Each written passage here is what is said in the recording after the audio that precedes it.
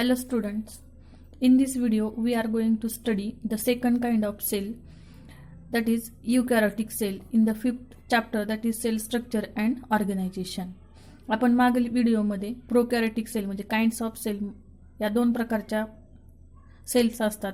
एक असते प्रोकॅरियोटिक सेल आणि दुसरी कुठली असते तर यूकॅरियोटिक सेल. तर या व्हिडिओमध्ये आपण यूकॅरियोटिक सेल्स म्हणजे काय हे पाहणार आहोत. यूकॅरियोटिक, U means true, karyon means nucleus, that means the cell in which having the nucleus has a definite nuclear membrane are known as eukaryotic cell. मी तुम्हाला मागील व्हिडिओ पण मध्ये दाखवलं होतं पहा, ज्या सेलमध्ये डेफिनाइट न्यूक्लियस असतो, म्हणजे आपण जर ही प्लांट सेल, ॲनिमल सेल, ही पहा ॲनिमल सेल आहे, ॲनिमल सेलमध्ये हा तुम्हाला डिस्टिंक्ट न्यूक्लियस दिसतोय, न्यूक्लिओलस. तसंच प्लांट सेल दिसते तुम्हाला, प्लांट सेलमध्ये हा न्यूक्लियस आहे, त्याच्यामध्ये न्यूक्लिओलस, म्हणजे ज्या सेलमध्ये डिस्टिंक्ट न्यूक्लियस, त्याचबरोबर न्यूक्लिअर मेम्ब्रेन, न्यूक्लिओलस, हे सगळं स्ट्रक्चर आपल्याला न्यूक्लियसमध्ये दिसतं, त्याला काय म्हणायचं, यूकॅरियोटिक सेल. मग यूकॅरियोटिक सेलचे एक्झाम्पल्स कुठले कुठले असतात तर cells of protist, plants, animals and fungi. म्हणजे यूकॅरियोटिक सेल आपण एक्झाम्पल काय सांगू शकतो तर प्रोटिस्टा, आपण किंगडम प्रोटिस्टा पाहिलं होतं बा. त्याचबरोबर प्लांट्स, ॲनिमल्स आणि फंजाय यांना आपण काय म्हणू शकतो, यूकॅरियोटिक सेल. यूकॅरियोटिक सेलचा अर्थ लक्षात आलं, the cell which having definite nucleus as well as a definite nuclear membrane. The eukaryotic cells have different shape, size and physiology, but all the cells are typically composed of plasma membrane, cytoplasm and its organelles. आता यूकॅरियोटिक sale म्हणजे तर यूकॅरियोटिक सेलला एक definite shape असतो, size असते, जसं आपण plant sale, animal sale, त्याचबरोबर फंजाय असतील किंवा प्रोटिस्टामध्ये असतील, तर त्या सेल्समध्ये प्रत्येकामध्ये सेल्स कशा असणार, ते वेगवेगळ्या आकाराचे असतील, त्यांची साईज काय असणारे वेगवेगळे असणारे. त्याचबरोबर एखाद्या टिपिकल सेलमध्ये काय काय असतं तर प्लाझ्मा मेम्ब्रेन असते, त्याचबरोबर सायटोप्लाझम की ज्याला आपण पेशीद्रव म्हणतो, आणि इट्स ऑर्गेनेलिज म्हणजे पेशी अंगके. म्हणजे काय असतं पा सेलमध्ये, आपण जर ही प्लांट सेल घेतली तर त्याच्यामध्ये काय काय दिसतंय आपल्याला तर मायटोकॉन्ड्रिया आहे, त्याच्यानंतर प्लांट सेल आहे म्हणजेच याच्यामध्ये काय हे दिसते क्लोरोप्लास्ट आहेत, त्याच्यानंतर these are the endoplasmic reticulum which are attach to the nuclear membrane. Later on this is the big vacuole Golgi apparatus, that is various cell organelles which are present in the animal cell as well as plant cell as well as true nucleus. Then the next point is the component of eukaryotic cell. यूकॅरियोटिक सेलमध्ये काय काय असतं आता आपण पाहिलेलं आहे, तर त्याच्यामध्ये पहिला कॉम्पोनंट कुठला यूकॅरियोटिक सेलचा तर सेल वॉल, पेशी भित्तिका म्हणतो आपण, पहा सेल वॉल. आता सेल वॉल कशी असते, सेलची जी सेल वॉल आहे ती कशी असते, it is rigid, supportive and protective outer covering of plasma membrane. Plasma मेम्ब्रेनच्या बाहेर एक प्रोटेक्टिव्ह कव्हरिंग असते की जे रिजिड, सपोर्टिव्ह असतं, रिजिड म्हणजे भक्कम म्हणतो आपण त्याला, आधार देणारं, की जे काय करतं सेलला प्रोटेक्ट करण्याचं काम करतं, आणि ते कुठं असतं प्लाझ्मा मेम्ब्रेनच्या बाहेर. Of plant cells, fungi and some protist. Cell wall तुमच्या लक्षात येते, this is the outermost protective covering of the plant cell as well as fungi and some protist. This is the cell wall which is present outside the cell membrane. म्हणजे plasma मेम्ब्रेनच्या बाहेर जी wall असते त्याला काय म्हणायचं, cell wall.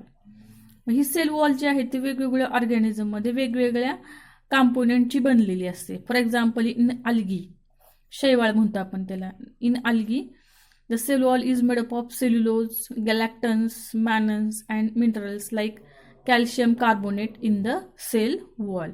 म्हणजे अल्गीमध्ये जी सेल वॉल आहे तिच्यामध्ये कुठले कुठले कॉम्पोनंट्स असतात तर cellulose is nothing but the polysaccharide which is made up of many glucose molecules.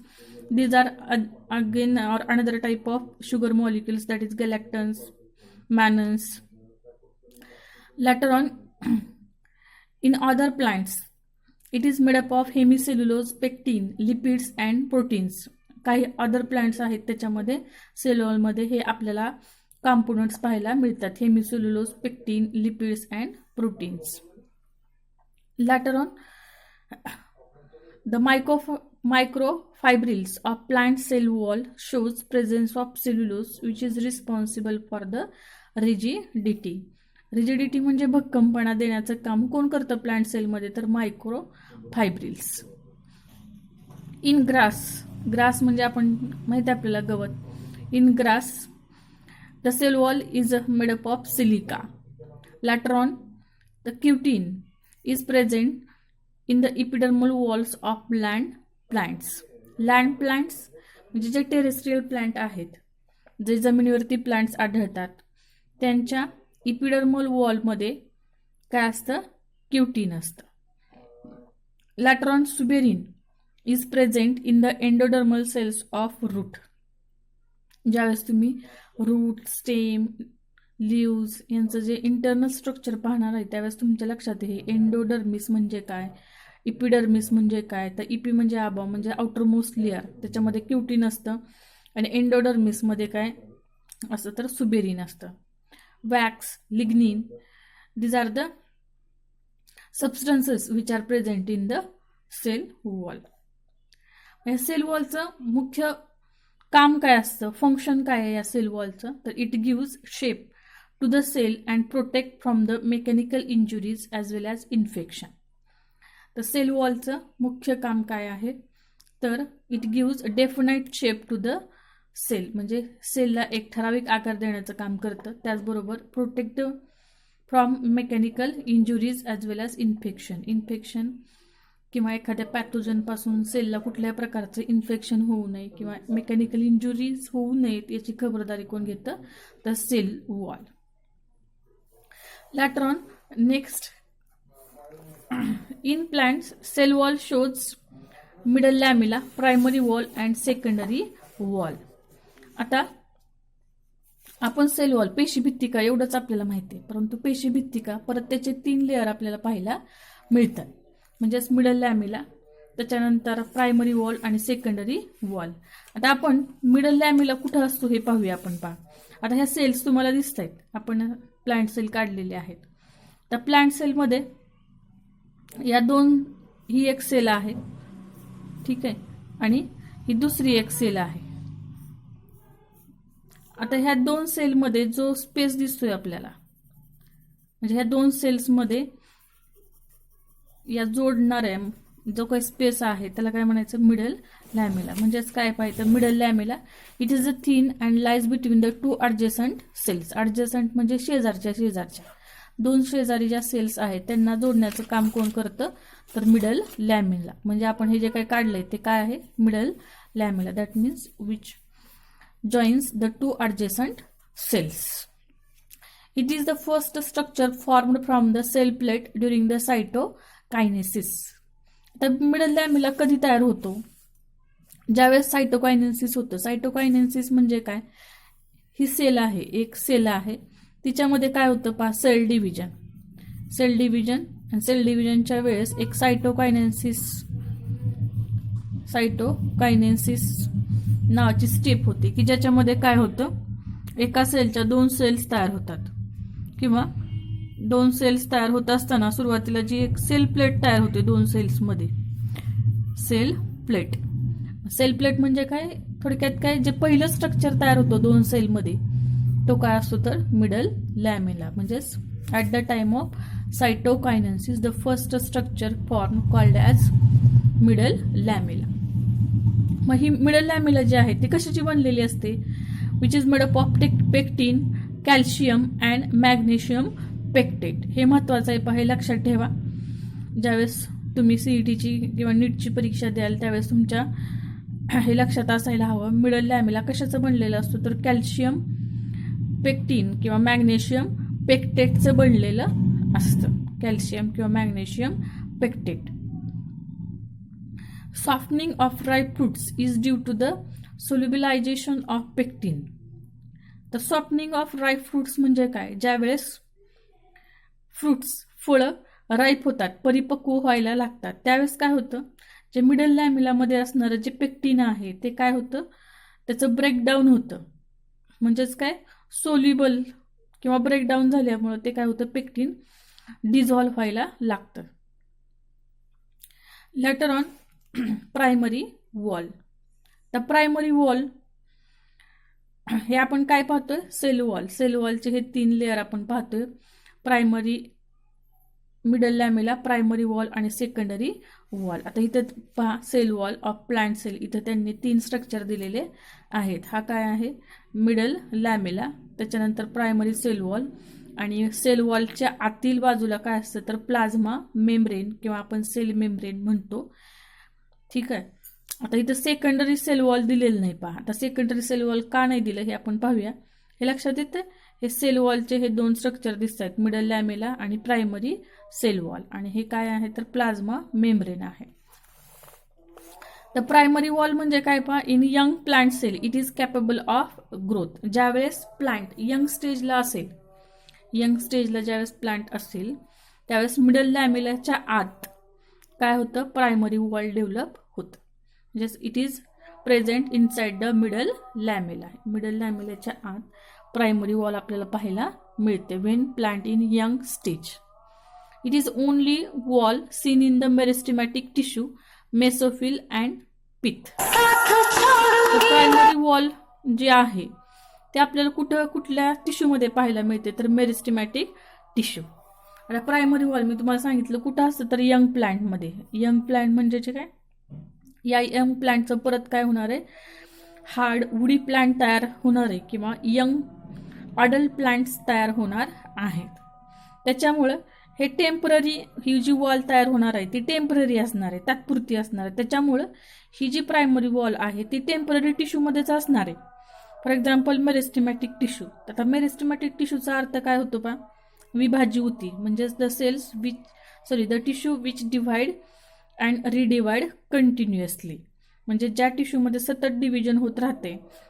जर ही प्रायमरी वॉल परमनंट असते तर त्या सेलला डिवाइड व्हायला त्रास झाला असता पहा, परंतु तसं नसतं. तर मेरिस्टेमॅटिक टिश्यू हा सतत डिवाइड होत राहतो, त्याच्यामुळं त्या सेलला डिवायडेशनला त्रास होत नाही. As well as mesophyll and pith. Mesophyll tissue generally present in the leaves. Later on secondary wall. Secondary wall, it is present inner to the primary wall. आता प्रायमरी वॉलच्या आतल्या बाजूला काय असतं, सेकंडरी वॉल असतं. That means when plant in adult stage the primary wall become converted into the secondary wall. ज्यावेळेस plant मोठं होईल त्यावेळेस काय होणार आहे, आपोआपच प्रायमरी वॉल काय होणार आहे, मॅच्युअर होईल आणि तिचं रूपांतर कशामध्ये होईल, सेकंडरी वॉलमध्ये होणार. म्हणजेच काय, आता पहा आपण ज्यावेळेस प्लांट यंग स्टेजला असतं त्यावेळेस त्याचं स्टेम कसं असतं बरं, हिरव्या कलरचं असतं. पहा त्याचं स्टेम कसं असतं, हिरव्या कलरचं असतं. ठीक आहे. आणि ज्यावेळेस तेच प्लांट काय होतं, अडल्ट होतं, अडल्ट म्हणजे मोठं होतं, त्यावेळेस त्या प्लांटची जे स्टेम किंवा आपण त्याला बार्क म्हणूया, साल असते त्या प्लांटची, ती कशी होते बरं, ब्राऊन होते. ती कशी होणार आहे, ब्राऊन होणार आहे. म्हणजेच काय, हे प्लांट अडल्ट झालं. म्हणजेच primary wall get converted into secondary wall. It is present inner to the primary wall. Once the growth of primary wall stops. ज्यावेळेस प्रायमरी वॉलची ग्रोथ काय होईल, स्टॉप होईल, त्यावेळेस सेकंडरी वॉल डेव्हलप होते. At some places thickening is absent which leads to formation of pits. आता हे काय पहा, ज्यावेळेस सेकंडरी वॉल तयार होते, ज्यावेळेस सेकंडरी वॉल तयार होते, समजा ही एक सेल आहे, ही दुसरी सेल आहे आणि या सेलमध्ये काय असणार आहे तर ज्यावेळेस सेकंडरी वॉल तयार होत असते, ज्यावेळेस सेकंडरी वॉल तयार होते त्यावेळेस काही ठिकाणी त्याची थिकनिंग जी असते ते थिन असते. पहा समजा ही सेकंडरी वॉल आहे आणि हे थिकनिंग त्याचं दिसतं, आपण दाखवले ही सेकंडरी वॉल आणि ही अशी जाडसर आपण सेकंडरी वॉल दाखवली. काही ठिकाणी त्याचं थिकनिंग काय असतं, थिन असतं किंवा आपल्याला थिकनिंग आढळत नाही. तर पाहिलेले some places thickening is absent. काही ठिकाणी ही अब्सेंट दिसतं, आपलं थिकनिंग जे आहे किंवा जाडसरपणा जो आहे वॉलचा तो अब्सेंट असतो. ठीक आहे. हे आपण सेकंडरी वॉल दाखवली. काही ठिकाणी आपल्याला थिकनिंग कशी दिसते ॲब्सेंट दाखवली पहा आपण. इट फॉर्म्स पिट्स किंवा आपण त्याला पोर म्हणूया, छिद्र म्हणूया. काय होतं, thickening is absent which leads to formation of pits. त्याच्यामुळे काय होतं, पिट्स किंवा पोर्स डेव्हलप होतात. आणि त्या पोर्सला काय म्हणायचं पाहूया पुढं. The plasmodesmata are the cytoplasmic bridges between the neighbouring cells. It shows the pores between the cell wall and middle lamella. मग सेकंडरी वॉल्सला जे पोर्स निर्माण झालेले आपण पाहिले इथं, तर तिथे एक स्ट्रक्चर तयार होतं पा. म्हणजे हे सेल, ही एक सेल आहे, ही दुसरी सेल आहे. ठीक आहे. समजा इथं सेकंडरी वॉलला पोर्स डेव्हलप झालेले आहेत आणि मी इथं काय होतं, एक ब्रिज तयार होतो. ब्रिज म्हणजे काय म्हणतो आपण, त्याला पूल म्हणतो. काय तयार होतं, ब्रिज, की ज्याला आपण काय म्हणतो, पूल. म्हणजेच दोन सेलमध्ये जे असणारं जे मटेरियल आहे, म्हणजे सायटोप्लाझम, ह्या सेलचा हा सायटोप्लाझम आहे, ह्या सेलचा हा सायटोप्लाझम आहे. या सायटोप्लाझम मधलं जे काही मटेरियल आहे ते दुसऱ्या सेलमध्ये जाण्यासाठी किंवा बाहेरून, सेलच्या बाहेरून काही मटेरियल आत येण्यासाठी या सेकंडरी वॉलला किंवा सेलला काय असतात, असे ब्रिजेस असतात, पोर्स असतात, कॉल्ड ॲज प्लास्मोडेस्माटा. आणि त्या ब्रिजलेस किंवा त्या ब्रिजला नाव काय आहे तर प्लास्मोडेस्माटा. लक्षात आलं. प्लास्मोडेस्माटा म्हणजेच काय तर ब्रिजेस, पूल तयार होतो दोन सेलमध्ये. Is the cytoplasmic bridges between the neighbouring cells. Neighbouring म्हणजे जवळजवळच्या ज्या सेल्स आहेत त्यांच्यामध्ये एक ब्रिज तयार होतो. अँड थ्रू दिस ब्रिज और plasmodesmata intercellular material become exchange. या सेलमधलं मटेरियल या सेलमध्ये, या सेलमधलं मटेरियल या सेलमध्ये जाऊ शकतं. त्याला म्हणायचं plasmodesmata. These are the layers of cell wall. त्याच्यानंतर पुढे आपल्याला पाहिजे सेल मेम्ब्रेन और प्लास्मा मेम्ब्रेन और बायो मेम्ब्रेन. आता सेल वॉलच्या आत तुम्हाला दाखवलं, आता आपण हे पाहिलं पहा, सेल वॉल. सेल वॉलमध्ये काय काय पाहिलं, सेल वॉल, पेशीभित्तिका. तर पेशीभित्तिकामध्ये काय असतं, मिडल लॅमेला, त्याच्यानंतर प्रायमरी वॉल, सेकंडरी वॉल, आणि आता त्याच्या आत पाहतोय आपण हे प्लास्मा मेम्ब्रेन. प्लाझ्मा मेम्ब्रेन किंवा आपण त्याला काय म्हणू शकतो, बायो मेम्ब्रेन किंवा सेल मेम्ब्रेन. आता याचं स्ट्रक्चर आता हे दाखवलंय पाहिजे आहे. This is nothing but the plasma membrane और bio membrane. It is thin quasi-fluid structure present in both extracellularly and intracellularly. It is thin quasi-fluid. Quasi-fluid means it is somewhat solid or somewhat liquid in state. It is thin quasi-fluid structure present both extracellularly and intracellularly. म्हणजे काय, extracellularly म्हणजे काय बा, it is present around the protoplast and intracellularly, that is it is present around the most of the cell organelles in the eukaryotic cell. आता म्हणजे काय, एक्स्ट्रासेल्युलरी म्हणजे काय पा, ही प्लाझ्मा मेम्ब्रेन, ही काय दाखवली आपण, प्लाझ्मा मेम्ब्रेन. प्लाझ्मा मेम्ब्रेनच्या आत काय असतं तर सायटोप्लाझम प्लस न्यूक्लियस असतं पा. सायटोप्लाझम प्लस न्यूक्लियस, याला काय म्हणायचं, protoplast.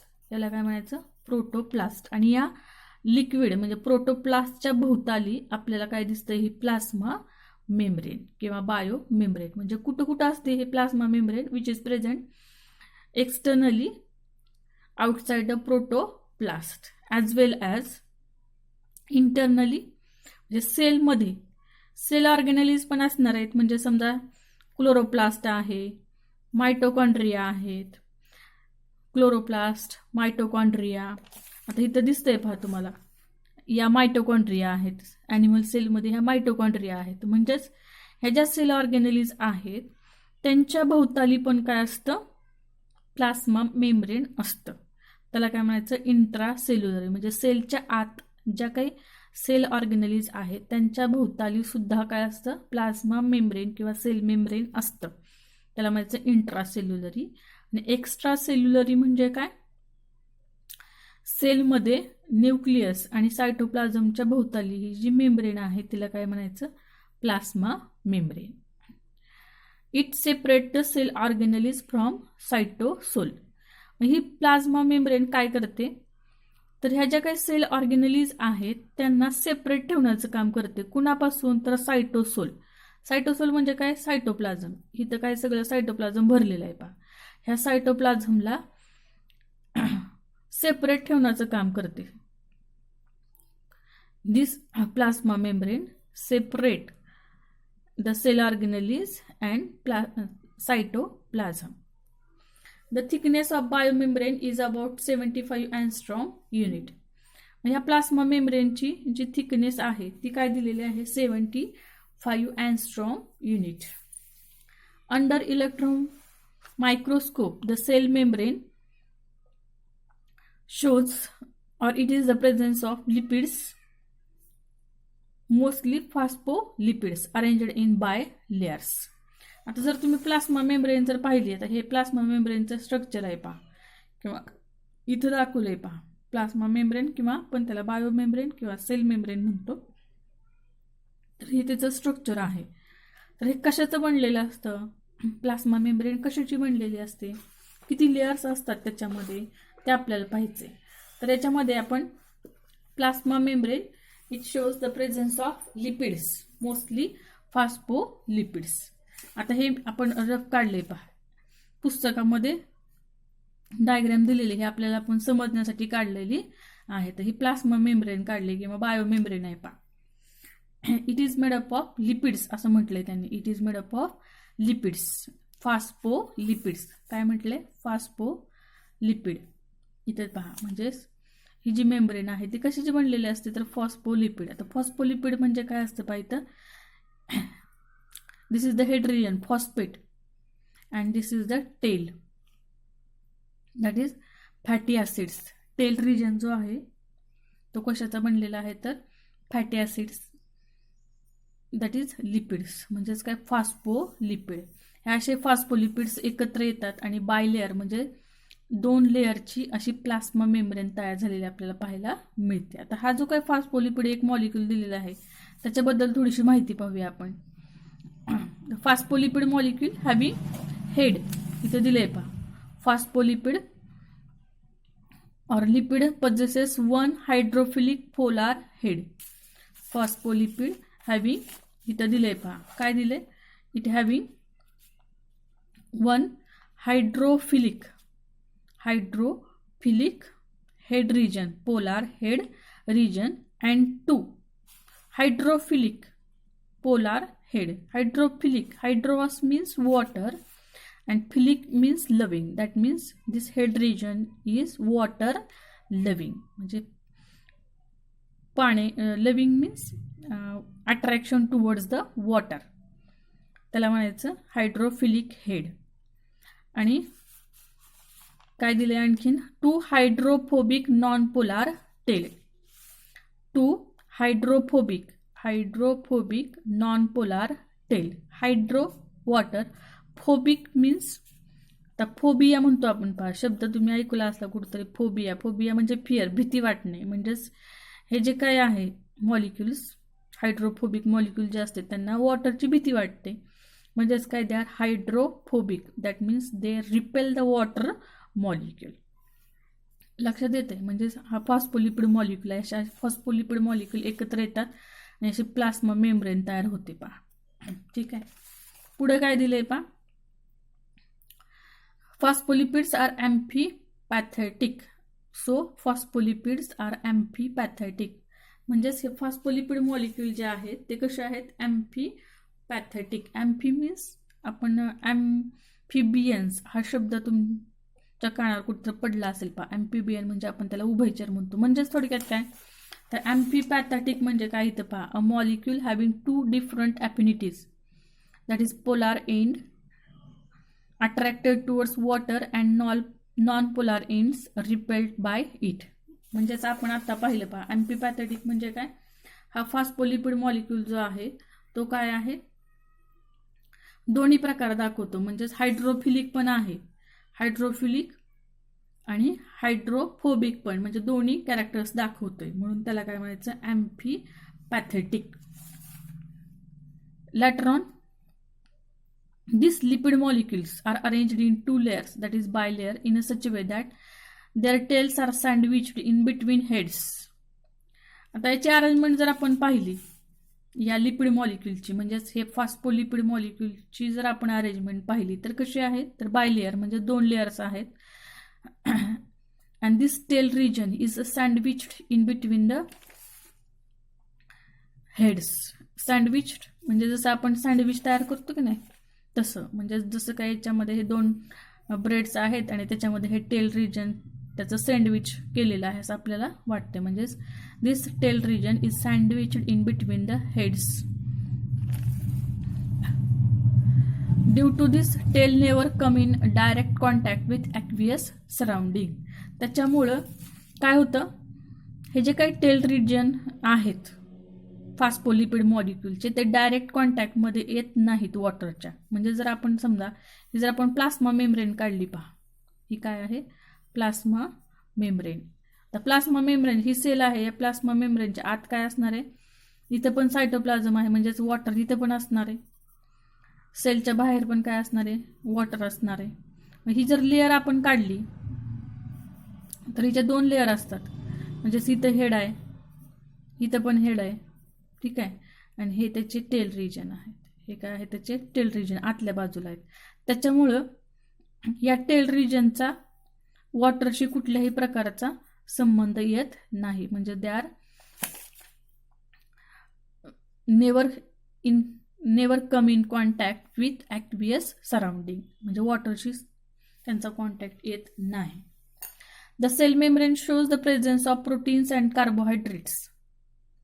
Ratio of proteins and lipids varies in different cells. म्हणजे काय दिले पहा, सेल मेम्ब्रेनमध्ये आणखीन काय असतं, तर फॉस्फोलिपिड्स तर असतातच, त्याचबरोबर काही प्रोटीन्स पण असतात. म्हणजे हे जे आपण काढलेलं आहे पहा मोठे मोठे, हे काय आहेत, तर प्रोटीन्स आहेत. त्याचबरोबर glyco means glucose, glucose means it is one of the type of sugar. म्हणजे त्याचबरोबर काय असतं, सेल मेम्ब्रेनमध्ये काही प्रमाणात प्रोटीन्स पण असतात, कार्बोहायड्रेट्स पण असतात. मग त्याचं प्रमाण किती असतं, तर प्रत्येक सेलमध्ये वेगळं असणार आहे. म्हणजे फॉर एक्झाम्पल इथं दिलंय पहा, आरबीसीज आपल्या ज्या काय लाल पेशी आहेत, तांबड्या पेशी ज्या आहेत, त्यांच्यामध्ये प्रोटीन आणि लिपिडचं प्रमाण दिलेलं आहे पहा. Protein they are 52% and 40% lipids. त्याच्यानंतर आपल्याला फ्लुइड मोझॅक मॉडेल पाहिजे पहा. Fluid mosaic model, this is the most accepted model of cell membrane which is proposed by Singer and Nicolson in 1972. हे जे मॉडेल आहे फ्लुइड मोझॅक मॉडेल ते कुणी मांडलेलं आहे, तर सिंगर अँड निकॉल्सन इन 1972. हे जे काही मॉडेल आहे ते आपण पुढच्या व्हिडिओमध्ये पाहणार आहोत. इथपर्यंत आपण काय पाहिलं, सेल वॉलचे 3 लेअर, म्हणजेच मिडल लॅमेला, प्रायमरी वॉल, आणि त्याच्यानंतर काय पाहिलं, सेकंडरी वॉल पाहिलं. त्याच्यानंतर प्लास्मा मेम्ब्रेन बद्दल थोडीशी माहिती पाहिली आपण. प्लास्मा मेम्ब्रेन किंवा आपण त्याला काय म्हटलं, बायो मेम्ब्रेन. आता ह्या बायो मेम्ब्रेन किंवा प्लास्मा मेम्ब्रेनचं एक मॉडेल दिलेलं आहे सिंगर आणि निकॉल्सन यांनी, ते आपण पुढच्या व्हिडिओमध्ये पाहणार आहे. थँक्यू.